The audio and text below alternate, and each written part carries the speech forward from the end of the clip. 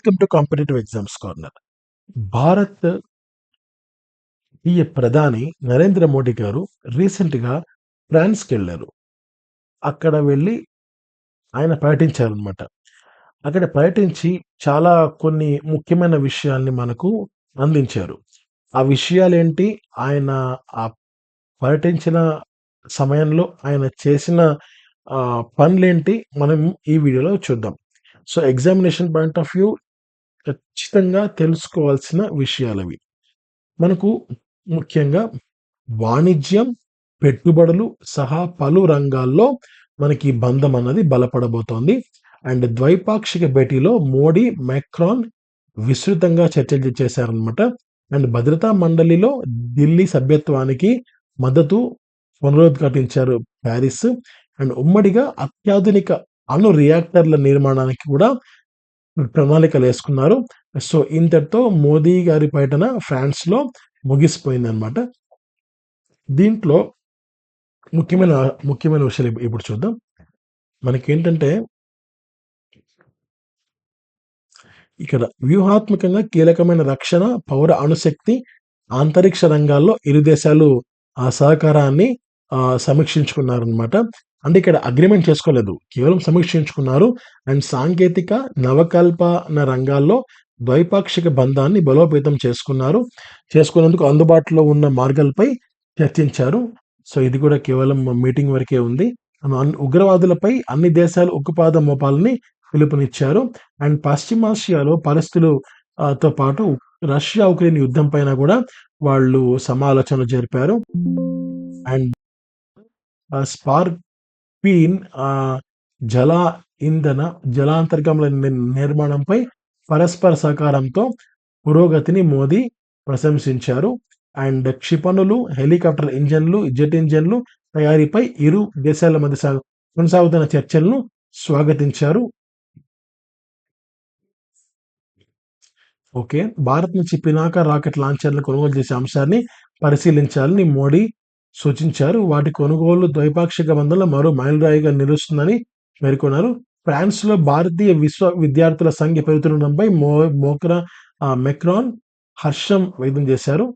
So, ఇదే అన్నమాట. తర్వాత ఇక్కడ మార్సేలో ఆహ్, న్యూ కాన్సులేట్‌ని కూడా ప్రారంభించడం జరిగింది. ఇదొక ముఖ్యమైన విషయం. నెక్స్ట్ సావర్కర్‌కు నివాళులు. స్వాతంత్ర సమరయోధుడు వీడి సావర్కర్‌కు వాళ్ళ నివాళుల్ని అర్పించడం జరిగింది. అండ్ నెక్స్ట్ ఏంటంటే కరహాష్‌లోని ప్రతిష్టాత్మక అంతర్జాతీయ థర్మోన్యూక్లియర్ ఎక్స్పెరిమెంటల్ రియాక్టర్ ఐటీఈఆర్ కేంద్రాన్ని కూడా మోడీ, మాక్రాన్ సందర్శించడం జరిగింది. ఆ తర్వాత వెంటనే ఆయన అమెరికాకు వెళ్ళడం జరిగింది. ఇక్కడ కొన్ని కీలకమైన ఒప్పందాలు వాళ్ళు చేసుకున్నారు. సో, ఆ ఒప్పందాలు ఏంటంటే మనకి ఈ ఆర్టికల్‌లో పూర్తి ఇక్కడ అంతా కేవలం ఈ చర్చలు గదా! ఇప్పుడు ఇక్కడ చూడండి. ఇంధన భద్రత, తర్వాత కార్బన ఉద్గారాల తగ్గింపునకు అణుశక్తి కీలకంగా మారిన నేపథ్యంలో అత్యాధునిక అణు రియాక్టర్లకు సంయుక్తంగా నిర్మించాలని ఈ భారత్, ఫ్రాన్స్ ప్రణాళికలు రూపొందించుకుంటున్నాయి. ఈ మేరకు ప్రాథమిక ఒప్పందం కుదుర్చుకున్నాయి. సో, ఫస్ట్‌ది ఇంధన భద్రతకు సంబంధించింది. 2 కర్బన ఉద్గారాలకు సంబంధించింది. తర్వాత చిన్న మాడ్యులర్ రియాక్టర్లు ఎస్ఎంఆర్‌లు అత్యాధునిక మాడ్యులర్ రియాక్టర్లు నిర్మించాలని యోచిస్తున్నట్లు అందులో పేర్కొన్నాయి. సో, ఈ యొక్క ఒప్పందంలో.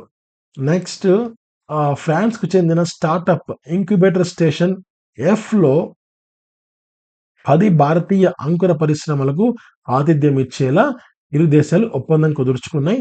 సో, ఇది మూడోది. 1 ఇంధన భద్రత, 2 కర్బన ఉద్గారాలు, మూడవది ఈ ఎఫ్‌లో ఇండియన్ అంకుర పరిశ్రమలు, ఇండియన్ స్టార్టప్స్ 10 ఇందులో విలీనం కాబోతున్నాయి. ఆ తర్వాత విలీనం ఓకే. ఆతిథ్యం ఇచ్చేలా. తర్వాత 2026 విలీనం కాదిది. సో, అందులో వాటితో కలిసి వాళ్ళు వర్క్ చేయబోతున్నారు. తర్వాత 2026ను భారత్, ఫ్రాన్స్ నవకల్పనల సంవత్సరంగా నిర్వహించుకున్న నేపథ్యంలో ప్రత్యేక లోగోని కూడా విడుదల చేశాయి. సో, ఇవి మనకు చాలా ముఖ్యమైన అంశాలన్నమాట. తర్వాత